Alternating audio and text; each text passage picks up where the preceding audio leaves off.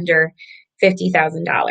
And so the impact here is that it's a much more simplified form from even the easy form that was released several months ago. And what it basically is removing is the calculation for how much maximum amount you'll be able to have forgiven. And so it really helps to streamline the process. Of course, now for the most part, most systems and lenders and organizations that offer PPP funds are now going back to the drawing board to change their internal system so that you're able to apply for them. So if you were wanting to kind of just get this out of the way and have the application process completed and the forgiveness piece completed so that you don't have to worry about it anymore and it's not the monkey on your back and you used up all your funds and you're ready to apply, this might be the great option for you if you were under 50K because it's very, very simple. And, in the meantime, we're still holding our breath for the 150K blanket forgiveness to be done, which is still expected. However, things are moving slowly, as the government often does. It's a slow-moving animal, and that's the case. Right now, it's an election year, so everybody's kind of on hold until the election happens. So I'm still probably leaning towards the side of blanket forgiveness for those loans that are under 150K. However, if you want to get this out of the way for you, this would be a great opportunity to be able to do that because it's a very simplified application. Of course, the entire application process is going to be up to each lender and available bank that you or syntax lender that you use to apply for PPP. So it might be wise to have a conversation with your banker or that organization or look for updates on those systems that you applied through. I know it's a little bit harder to get a hold of a person if you applied through PayPal or Square or any of those funding methods. So that might be something you might have to hold on to for a little bit or reach out and wait for those updates to happen. But if you're looking to kind of get the forgiveness process out of the way, I would talk to your banker and just kind of get their thoughts on whether or not you should or just continue to wait until that the expected blanket forgiveness is passed. But that's kind of my take on it there. So if you have questions about PPP forgiveness or anything regarding that, please drop it in the comments or let me know, and I will be sure to follow up with you. I know that this year has kind of just been crazy and everything's a little bit up in the air. There's still not a whole lot of definition as to how this is going to affect anybody tax-wise. The application for forgiveness process is probably still going to be lengthy in the time that it's going to take. So it's expected that it's going to take 60 days for the bank to come back to you and let you know whether or not the application was good to then pass on to the SBA, which is expected to take another 90 days after that before forgiveness is actually given on any of these things. So most likely the amounts for PPP are going to get rolled over into 2021. And at that time, depending on if you get forgiveness or not, it will become income is most likely the scenario that's going to happen. So just something to kind of be aware of. And we had talked about how to put it on your books previously. So make sure you go back and watch that video from Your Accounting Sidekick. We did that a week or so ago. And yeah, so that's the update on PPP. The other thing I wanted to talk to you because I have a live Q&A session coming up on Thursday with Your Accounting Sidekick.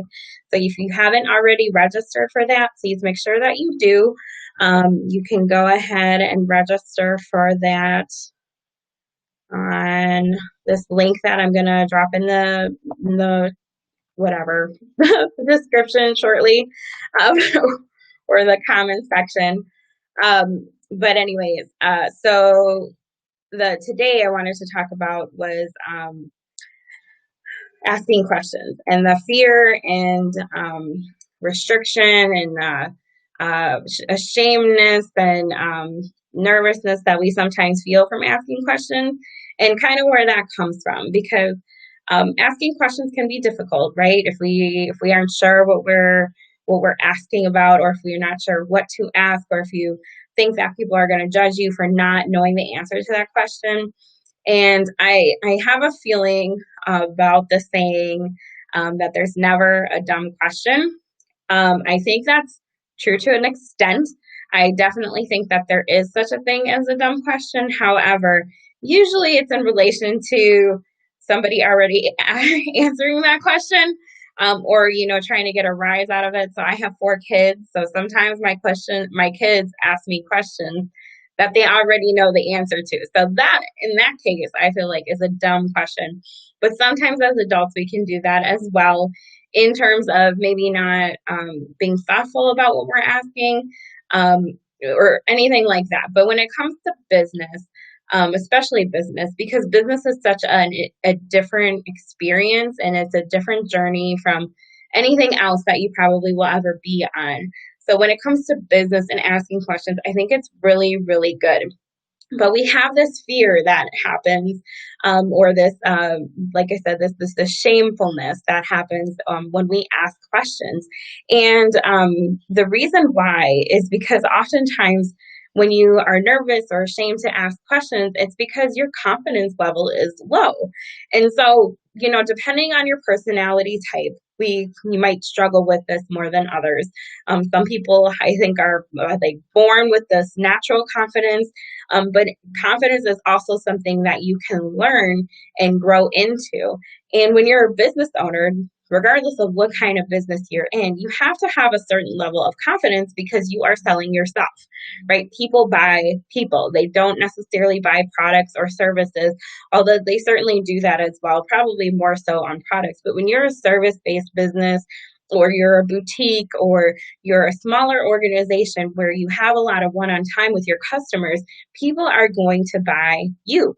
And so having that level of confidence not only gives people confidence in what you're selling, but it also gives people confidence in what they're buying. So, like, I know it sounds like the same exact thing, but it's kind of not. If you think about it, when you're selling something, you have to have that confidence, but you're exuding that confidence or transferring that confidence over to your buyer. So your confidence has to be at a level that's going to be matched by that other person when they're buying. And so when it comes to being a business owner, that confidence and that ability to ask questions to improve yourself and your business is super, super important. And so as part of our programs, we have this twice a month Q&A session that's available for people to ask questions. And accounting can be really hard to ask questions about because sometimes you don't even know what the questions might be, right? But what I wanted to say and why I'm bringing this up in conversation is because asking questions actually helps build your confidence. So as you ask questions, it becomes more of a normal thing. It becomes more of a thing that you're practicing. And sometimes even asking questions is more of a skill, right? Asking the right questions. If you're hiring, you have to ask certain questions in order to be able to really dig into that person. Being able to ask questions helps you to define what you're doing. So like even you have to ask yourself, right? Figure out your why. That's why we have that. Why do you do what you do? What do you love to do? Who do you like to serve? All those kind of things as we're creating businesses and products and services to sell, we got to ask a lot of questions. But then on the other side of that is asking questions externally. So being able to ask questions internally, but also externally is going to help build your confidence, but it's also going to help build your business.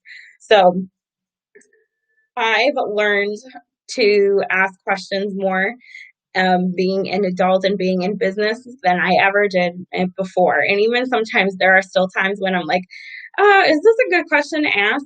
And sometimes you can even like, I hear people often like preview their question, right? And they're like, this, I know this is a silly question, or, don't mind me, like, kind of a thing. Which, if it makes you more confident to say that question by giving it like a buffer, go ahead and do that. Whatever you have to do in order to be able to ask the questions is important. It is ultimately going to help you grow both professionally and personally. So I want to encourage you to get over that question, fear, and anxiety and shamefulness, because asking questions are good. And is as that saying goes, there isn't a bad question you can ask. There's never a wrong question you can ask, especially when it comes to business, right? Because you don't know what you don't know, and you won't know it until you ask. And even asking it so that it's relevant to you, so you have a better understanding of it, can make a huge difference. So ask questions, ask clarifying questions, ask discovery questions, whatever it has to be in order to make sure that you're improving yourself. And if you want to ask me, make sure you register for our Q&A session on Thursday. There's another one at the end of the month, so stay tuned for that. I don't think it's the same link, but it might be. But so you can go ahead and check on the link for that. It's the end of the tax season. We're on the 15th is like the last day, so don't mind me if I'm a little bit scrambled. But I basically wanted to just do that. Ask questions. It's good to ask questions. It's going to help you grow and define and adjust and make a plan. So do that and learn, right? Learn more about yourself and your business, because the more you can understand about yourself and your business, the more equipped you are going to be to continue to grow. So that was all for today. Thanks for watching, and I will talk to you all later. Bye.